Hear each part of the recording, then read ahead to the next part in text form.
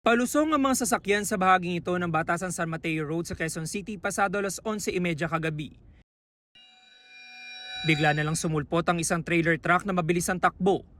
Ilang saglit pa tumagilid ang container van nito at tumilapon. Inabot ng truck ang isang kotse na nasa unahan nito.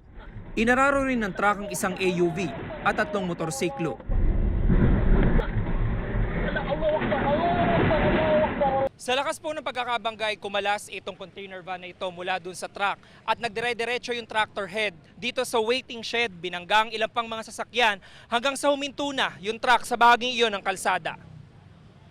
Dead on the spot ang 38 anyos sa lalaki na naghihintay ng masasakyan sa waiting shed. Ang isa pang nasawi sa di kalayuan, hindi pa tukoy ang pagkakakilanlan.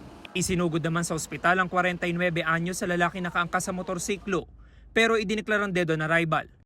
7 ang naitalang sugatan sa aksidente, kabilang na ang 37 anyos sa motorcycle taxi rider na nagtamo ng mga sugat sa tuhod, kamay at mukha.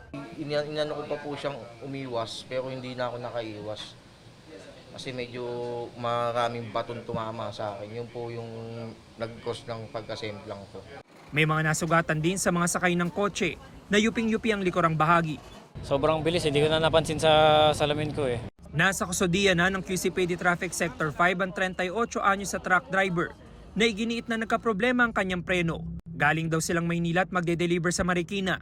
Palusungo kami sir sa stoplight, palusungo. Bigla akong humina yung preno.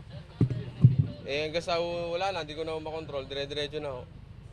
Kaya no choice ako, kaya yung manibela, kasi sa nahulumi ko. Pasensya na, hindi ko talaga gusto naman mangyari yung gano'n. Dahil aksidente nga ako talaga.